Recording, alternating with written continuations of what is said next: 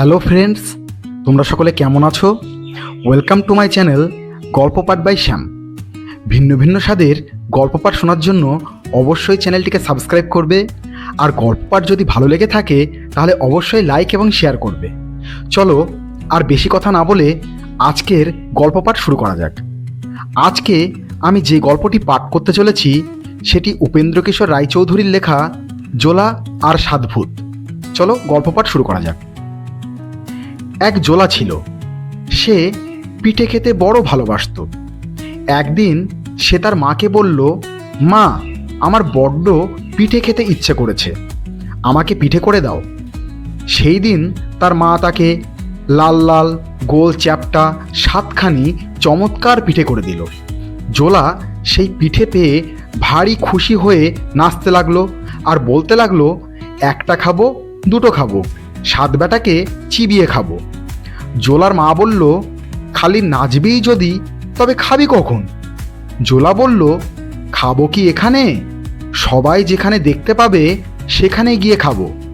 বলে জোলা পিঠেগুলি নিয়ে নাচতে নাচতে বাড়ি থেকে বেরিয়ে গেল আর বলতে লাগলো, একটা খাবো, দুটো খাবো, 7 বেটাকেই চিবিয়ে খাবো। নাচতে নাচতে জোলা একেবারে সেই বটগাছতলায় চলে এলো যেখানে হাট হয়। সেই গাছের তলায় এসে সে খালি নাচছে আর বলছে, একটা খাবো, দুটো খাবো, 7 বেটাকেই চিবিয়ে খাবো। এখন হয়েছে কি, সেই গাছে 7টা ভূত থাকতো।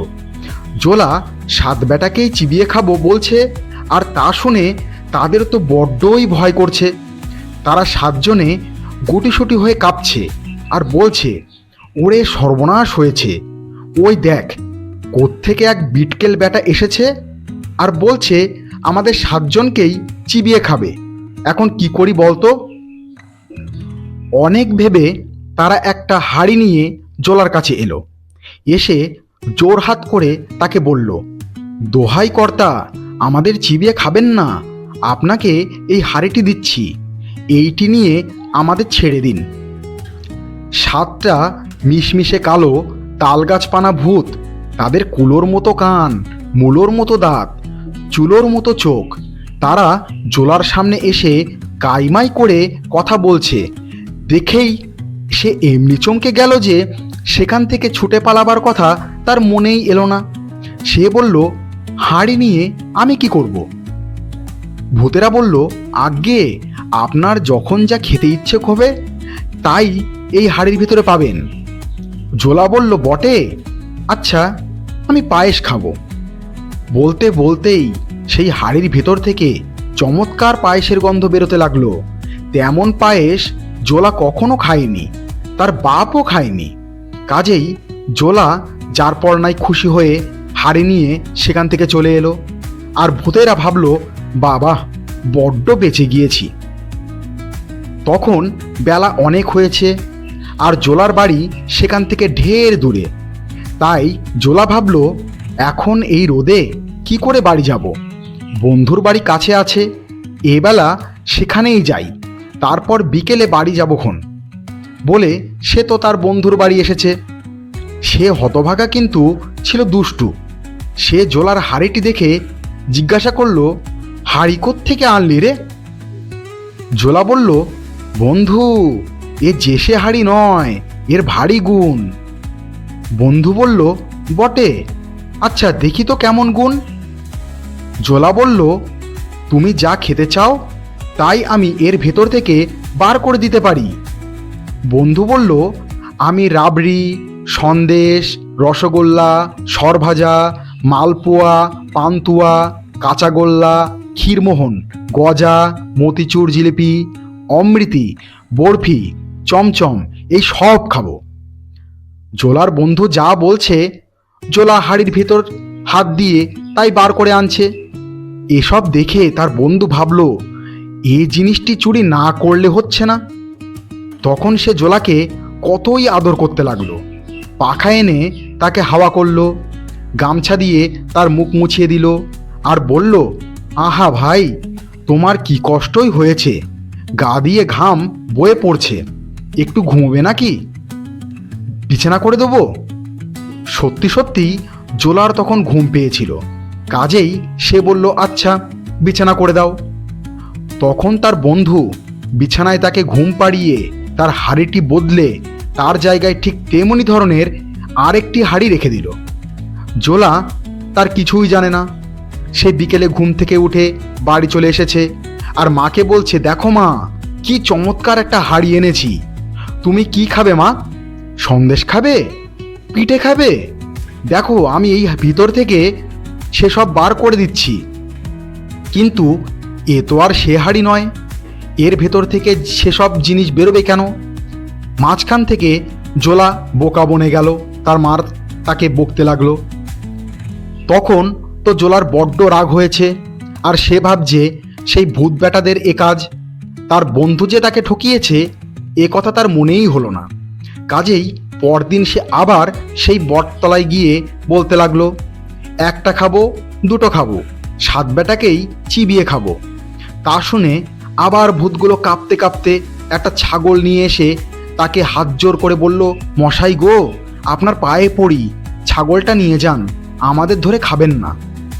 জোলা বলল, ছাগলের কি গুণ? ভূতেরা বলল, ওকে সুরসুরি দিলে ও হাসে, আর ওর মুখ দিয়ে খালি মোহর পড়ে। অমনি জোলা ছাগলের গায়ে সুরসুরি দিতে লাগলো, আর ছাগলটাও হি হি হি হি করে হাসতে লাগলো, আর মুখ দিয়ে ঝরঝর করে খালি মোহর পড়তে লাগলো।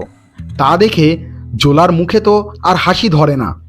সে ছাগল নিয়ে ভাবল যে এই জিনিসটি বন্ধুকে না দেখালেই নয়। সেদিন তার বন্ধু তাকে আরও ভালো বিছানা করে দিয়ে দু হাতে দুই পাখা দিয়ে হাওয়া করলো। জোলার ঘুমও হলো তেমনি। সেদিন আর সন্ধ্যার আগে তার ঘুম ভাঙল না। তার বন্ধু তো এর মধ্যে কখন তার ছাগল চুরি করে তার জায়গায় আর একটা ছাগল রেখে দিয়েছে। সন্ধ্যার পর জোলা তাড়াতাড়ি ঘুম থেকে উঠে তার বন্ধুর সেই ছাগলটা নিয়ে বাড়ি এলো। এসে দেখলো যে তার মা তার দেরি দেখে ভারী চটে আছে। তা দেখে সে বলল, রাগ আর করতে হবে না মা, আমার ছাগলের গুণ দেখলে খুশি হয়ে নাচবে। বলেই সে ছাগলের বগলে আঙুল দিয়ে বলল, কুতু কুতু কুতু কুতু। ছাগল কিন্তু তাতে হাসলো না, তার মুখ দিয়ে মোহরও বেরোলো না। জোলা আবার তাকে সুরসুরি দিয়ে বলল, কাতু কুতু কুতু কুতু কুতু কুতু কুতু। তখন সেই ছাগল রেগে গিয়ে শিং বাগিয়ে তার নাকে এমনি বিষম গুঁতো মারল যে সে চিত হয়ে পড়ে চেঁচাতে লাগলো, আর তার নাক দিয়ে রক্তও পড়ল প্রায় 3 পোয়া।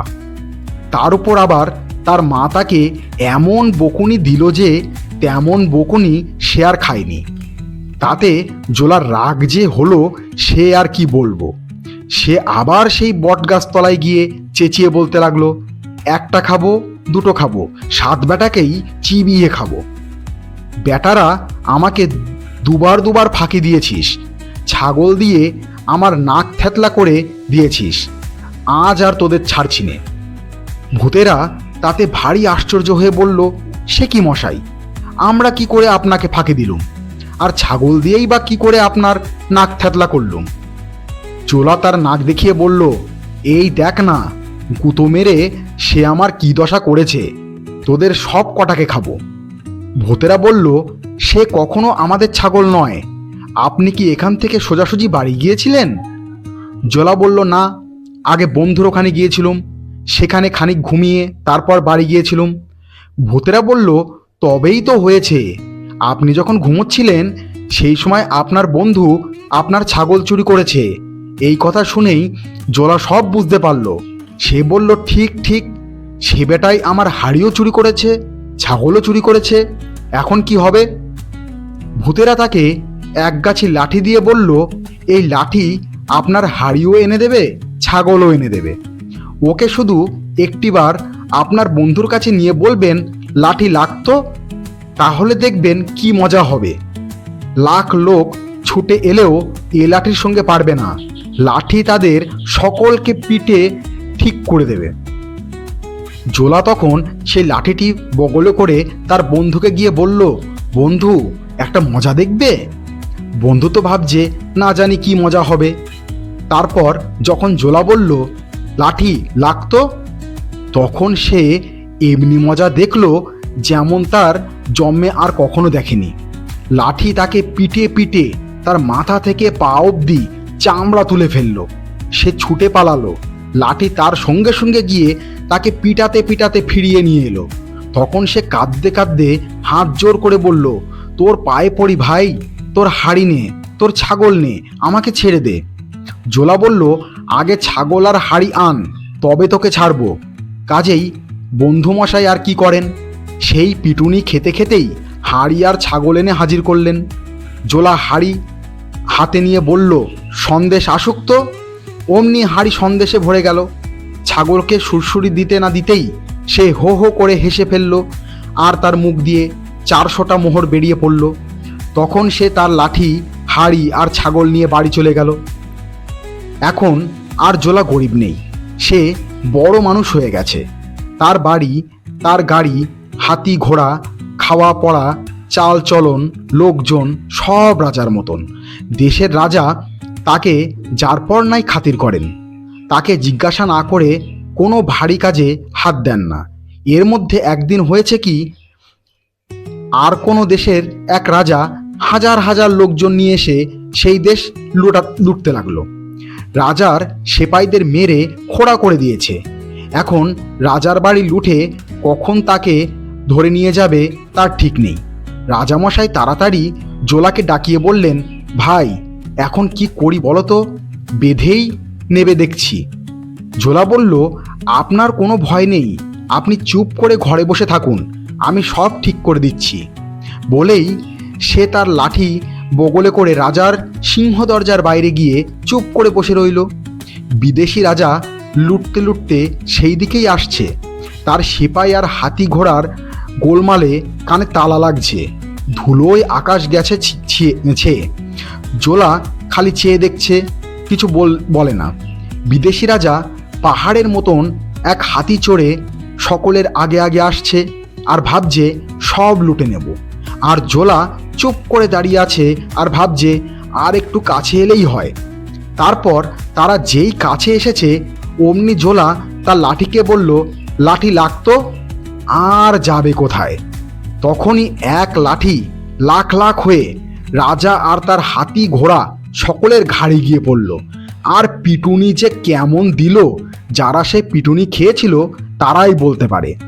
পিটুনি খেয়ে রাজা চেঁচাতে লাগলো, আর না বাবা, আমাদের ঘাট হয়েছে, এখন ছেড়ে দাও, আমরা দেশে চলে যাই। জোলা কিছু বলে না, খালি চুপ করে চেয়ে দেখছে আর একটু একটু হাসছে। শেষে রাজা বলল, তোমাদের যা লুটেছি সব ফিরিয়ে দিচ্ছি, আমার রাজ্য দিচ্ছি, দোহাই বাবা ছেড়ে দাও। তখন জোলা গিয়ে তার রাজাকে বলল, রাজামশাই সব ফিরিয়ে দেবে বলছে, আর তাদের রাজ্য আপনাকে দেবে বলছে, আর বলছে দোহাই বাবা ছেড়ে দাও, এখন কি হুকুম হয়। রাজামশাইয়ের কথায় জোলা তার লাঠি থামিয়ে দিলে। তারপর বিদেশি রাজা কাঁদতে কাঁদতে এসে রাজামশাইয়ের পায়ে পড়ে মাপ চাইল। রাজামশাই জোলাকে দেখিয়ে বললেন, আমার এই লোকটিকে যদি তোমার অর্ধেক রাজ্য দাও আর তার সঙ্গে তোমার মেয়ের বিয়ে দাও, তাহলে তোমাকে মাপ করব। সে তো তার সব রাজ্যই দিতে চেয়েছিল, কাজেই জোলাকে তার অর্ধেক রাজ্য আর মেয়ে দিতে তখন রাজি হলো। তারপর জোলা সেই অর্ধেক রাজ্যের রাজা হলো, আর রাজার মেয়ের সঙ্গে তার বিয়ে হলো। আর ভোজের কি যেমন তেমন ঘটা হলো, সে ভোজ খেয়ে যদি তারা শেষ করতে না পেরে থাকে তবে হয়তো এখনও খাচ্ছে, সেখানে একবার যেতে পারলে হতো। নমস্কার, শেষ হলো আজকের গল্প পাঠ। যদি ভালো লাগে অবশ্যই লাইক এবং শেয়ার করবে। নমস্কার।